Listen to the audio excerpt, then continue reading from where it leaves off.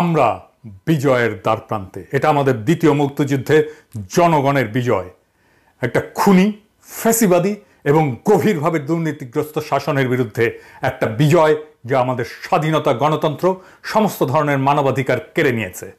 এই বিজয়ের মধ্যে দিয়ে আমরা আমাদের স্বাধীনতা, সার্বভৌমত্ব ফিরে পাব। যে স্বাধীনতা, সার্বভৌমত্ব, মানবিক আর নাগরিক অধিকার এবং জাতীয় মর্যাদা এই ফ্যাসিবাদী গণহত্যাকারী হাসিনা ভারতের পায়ে আত্মাহুতি দিয়েছিল শুধুমাত্র ক্ষমতায় থাকার জন্য এবং দেশের সমস্ত সম্পদ লুট করার জন্য। আমাদের জনগণ, বিশেষ করে আমাদের নির্ভীক ছাত্ররা এই বর্বর রাষ্ট্রদ্রোহী শাসনের বিরুদ্ধে জেগে উঠেছে। মহাকাব্যিক সংগ্রামে তারা আমাদের এই বিজয়ের মুহূর্তে পৌঁছে দিয়েছে।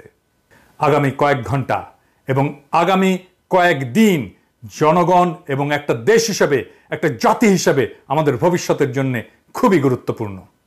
সশস্ত্র বাহিনীকে এখন ফ্যাসিবাদ থেকে স্বাধীনতায় উত্তরণকে ত্বরান্বিত করার জন্য তাদের উপরে অর্পিত পবিত্র দায়িত্ব পালনের জন্য আমি আহ্বান জানাচ্ছি, যেন তারা তাদের উপরে অর্পিত মহান দায়িত্ব পালনের মাধ্যমে আমাদের স্বাধীনতা, সার্বভৌমত্ব, জাতীয় মর্যাদা রক্ষার ক্ষেত্রে ভূমিকা রাখতে পারে।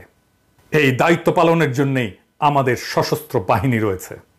সেনাপ্রধান হিসেবে জেনারেল ওয়াকার শান্তিপূর্ণভাবে ক্ষমতা হস্তান্তরের প্রক্রিয়াকে ত্বরান্বিত করার ক্ষমতার একেবারে কেন্দ্রে আপনি আছেন।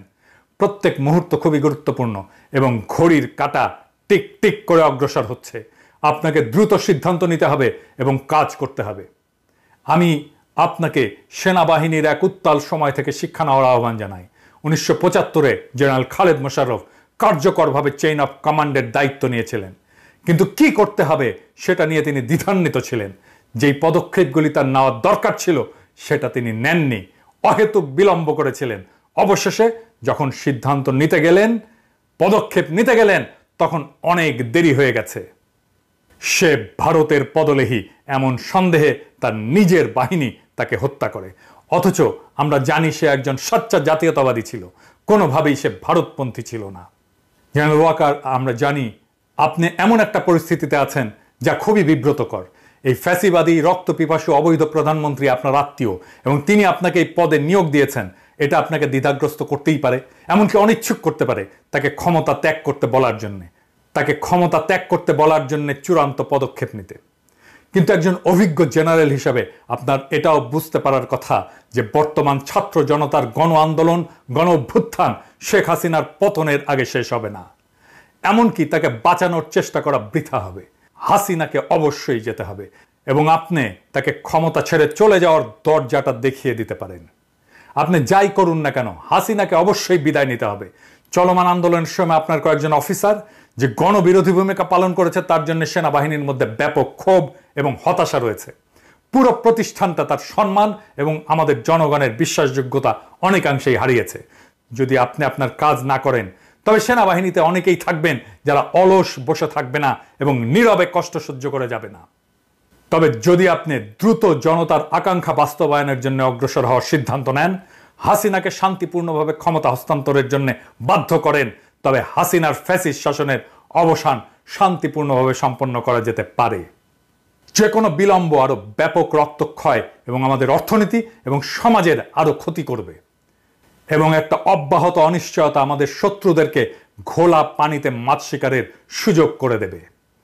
তাই আমি আপনাকে আপনার নিজের এবং জাতির ভবিষ্যৎ বিবেচনায় সঠিক পদক্ষেপ নিতে বলি।